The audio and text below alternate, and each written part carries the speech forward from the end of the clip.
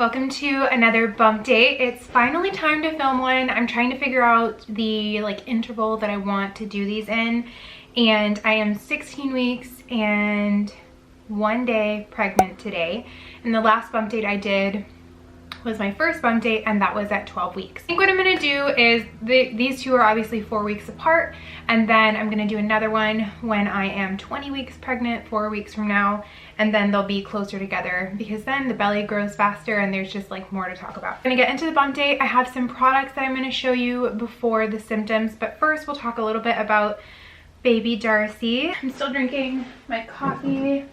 Corey is at the gym with Brodys, so I can film this, and I also have another video that I'm filming after this. For 16 weeks, it says your baby is as big as an avocado, about 4 to 5 inches long and about 3 to 4 ounces in weight. And also on the Ovia app, it says that your baby is kicking up a storm and that you may be able to feel it soon. There's a bunch of other cute stats for this week. I think now Darcy can see light through her eyes. I think her eyes are still fused shut, but she can perceive light through them, and she's able to start hearing my voice and the sounds in my body. She has fingernails, she is growing eyebrows and eyelashes and hair. I'm gonna share with you guys a couple of things that I got that I've been loving. It's only 3 things, but I think 2 of these things you guys are gonna really like. I shared this in my pregnancy bump date with Brody. I think it's my 20-week video. My hair is all messed up. It's the Burt's Bees Mama Bee Nourishing Body Oil. I talked about this on my Instagram.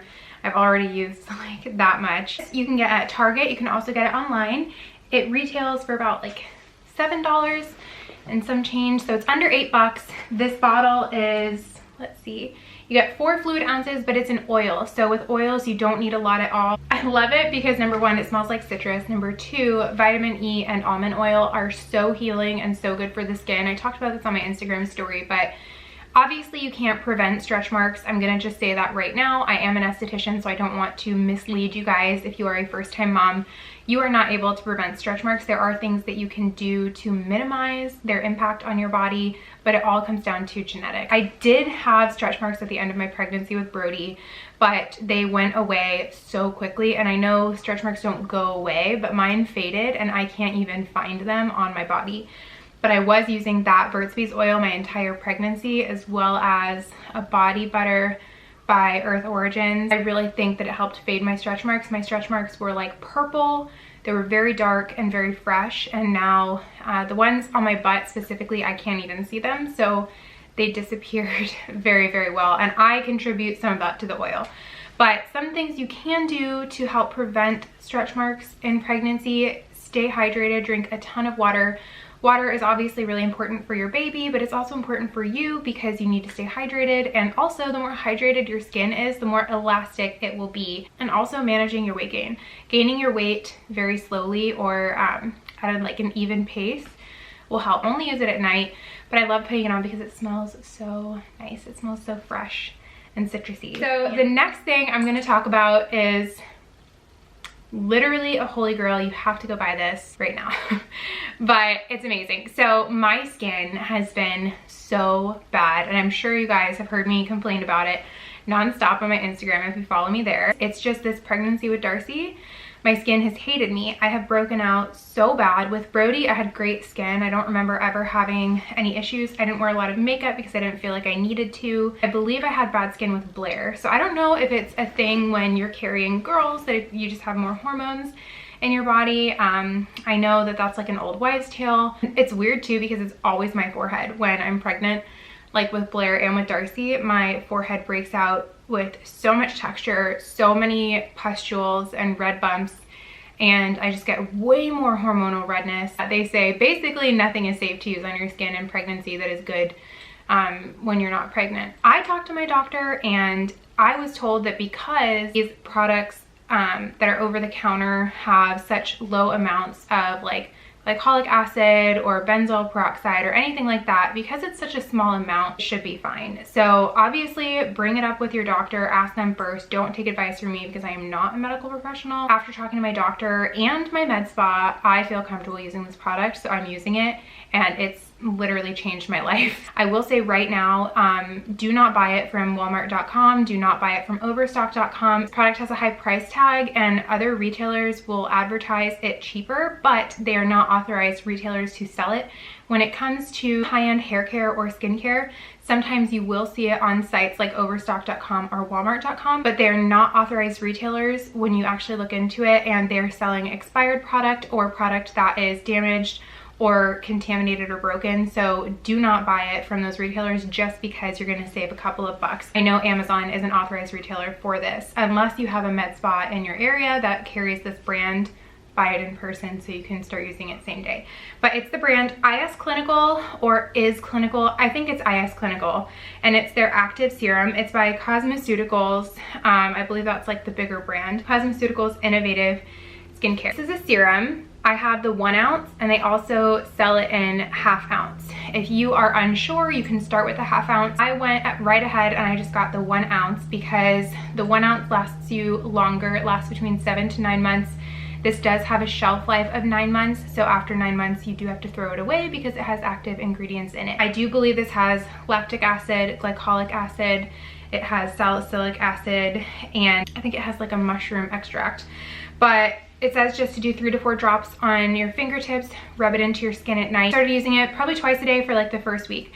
I've been using this for 3 weeks now, and I've had no new breakouts, and my skin is, I'd say like 98% clear. An old friend of mine on Instagram messaged me when I was complaining about my skin, and she said that this product was the only thing that helped her when she was pregnant with her daughter, and that she was told it was safe in pregnancy. The 1 ounce is $150, and then the ½ ounce I believe is $85. I will be purchasing this again when I run out. This is a new staple for me whether I'm pregnant or not, and I am never going to stop using it because it's amazing. So it helps with acne prone skin, fine lines and wrinkles, and it also helps even your skin tone and takes redness away. It does tingle when you put it on. You can't put it on too close to your eyes, and it's a serum, so you do it after you cleanse and exfoliate but before your moisturizer. When I went into my med spa to buy this, they also assured me that it was safe in pregnancy. Apparently IS Clinical came out and made a bold statement that these products can be used in pregnancy. So obviously do your own research, ask your doctor, show them the ingredients, but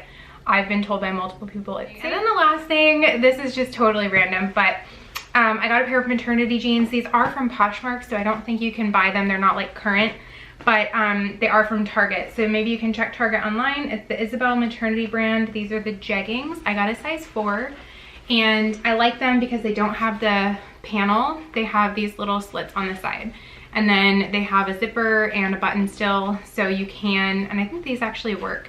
So you can still wear normal shirts and it's not gonna look crazy. Faded black, they have rips at the knee, and they also have a raw hem. I know not everybody loves the raw hem, but I have always loved it. It makes no sense to spend a ton of money on maternity clothes that you're probably only gonna wear for a short season of your life. And that's why I love Poshmark. You guys know I've been using Poshmark for years, so check there. But I think I got these for like, literally, I got this and a cardigan from the same girl's closet, and I spent like 25 bucks. So that was a steal. She had really fair prices, and I've been looking to Poshmark whenever I'm looking for like stuff. But I really haven't had too many symptoms between my last bump date and now. I will say the biggest ones are just lots of pain, believe it or not. I've had sciatic pain, I've had regular back pain, like high up from my shoulder blades all the way down to like my knee on the same side. I've had lots of round ligament pain, lots of cramping. I actually have a vlog coming out soon. I'm waiting for brand approval before I can post it, but in that vlog specifically, I was having a ton of cramping, so much that I brought it up to my doctor and I was told everything was fine, but tons of just dull cramps. I'm not dehydrated because I only drink like 1 cup of coffee a day, and I drink at least 120 ounces of water a day. So I know that I'm getting my water intake. They just chalked it up to growing pains. They even checked me for a UTI and any like bladder infections, and I don't have any infection that could be causing the pain. And she said my uterus felt fine and that it felt like it was growing on track. During my 15th week, I got some blood work done, and that's, I think this is blood work that all pregnant women get, or your doctor will ask you if you want it, and it's just blood work that checks for any neural tube defects. It'll check for spina bifida. I think it could check for anencephaly and other things like that, anything that could be wrong with your baby's spine. So I had that done. I almost declined it because I didn't feel like I needed it, but then some voice in my mind was just saying, do the testing. I know what it's like to be blindsided late in pregnancy, and I would not wish that on my worst enemy. I never want that to happen to me again. So I would just rather be prepared as soon as I can be prepared. So I just got the testing done, but I really feel like everything is fine. I do have my anatomy scan scheduled. I'm getting it done the middle of July. I think it's like July 15th. I will be exactly 20 weeks pregnant, and I can't wait to see Darcy again and see how much she's grown. Other symptoms, I've had tons of indigestion and heartburn. It's so hard to lay down at night now because once I lay down, I just feel like I need to sit up because I feel like I'm just gonna burp constantly. I have been feeling Darcy. Now, I thought I was feeling her in my 14th week and then maybe the 15th week, and I actually had some people question me if I was actually feeling her. Yes, I was. The more babies you have, the sooner you can feel them, they say, because you know what it feels like. You're not a first-time mom. I thought I was feeling her, and then it kind of stopped. Like I wouldn't feel anything, so I was like, maybe it was just gas. Definitely the last, I would say 3 days in a row, I have no doubt felt her. I know that it's her kicking, and it's only about once or twice a day, but still not consistent at all, and I'm not even worried. I haven't even broken my Doppler out because I know that you don't feel them super often once you start to feel them. Typically, I'll feel her when I'm laying down. It's usually only when I'm laying down. I get up every night to pee at like 4 a.m. and it's usually right around that time. I'll get up and I'll pee, and I have like a super full bladder, and then when I lay back down in bed, I feel her kicking, and it's like always right when I lay back down, and I think she just finally has more room, and maybe she was like smushed and she just like has a little dance party, and I can feel it. But I feel it where I know for a fact she is. I can feel my uterus now.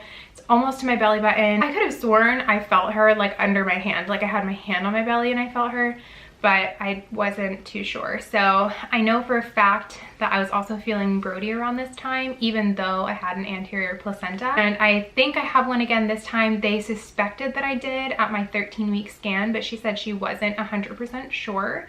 And she said when I had my anatomy scan, they would definitely be able to tell if I had an anterior placenta or not, which if you don't know what that means, it just means the placenta attaches to like the front wall of your abdomen. So it puts a cushion between your belly and the baby because it's like right in between. I'm really hoping I don't have one again because there's no risks that go along with having an anterior placenta. The only thing is you just don't feel your baby as often, and I was really looking forward to feeling this baby way more than I felt Brody. And also it's scary at the end of pregnancy because you don't feel them move anyway because they start to get so big that they run out of room.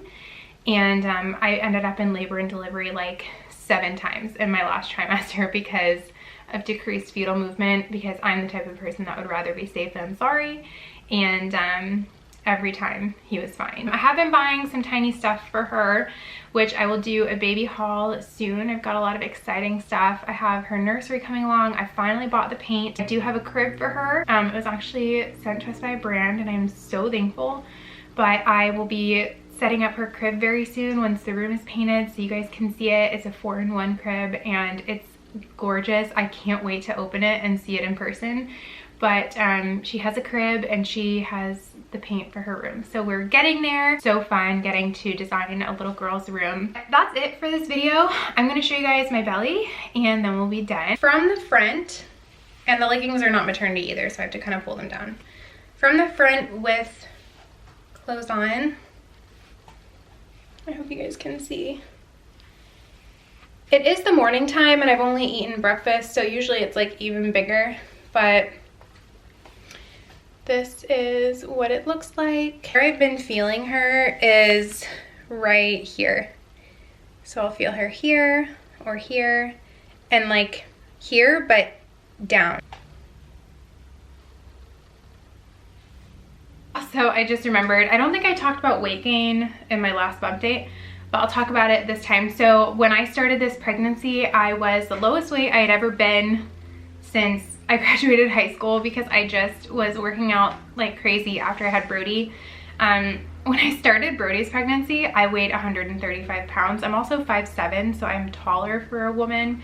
I ended Brody's pregnancy at like 180 pounds. This time I started Darcy's pregnancy, I was 119.4 pounds. I have it on my phone. And as of my 15-week appointment, I am 126.4. So I believe that is 7 pounds. My goal is to gain 25 pounds this pregnancy, but we'll see. If I go over it, not the end of the world. I have been working out. I've been doing workouts like 1 to 3 times a week. It just depends on the week and how I'm feeling. I worked out the last 2 days in a row, so I'm taking today off, but I've been trying.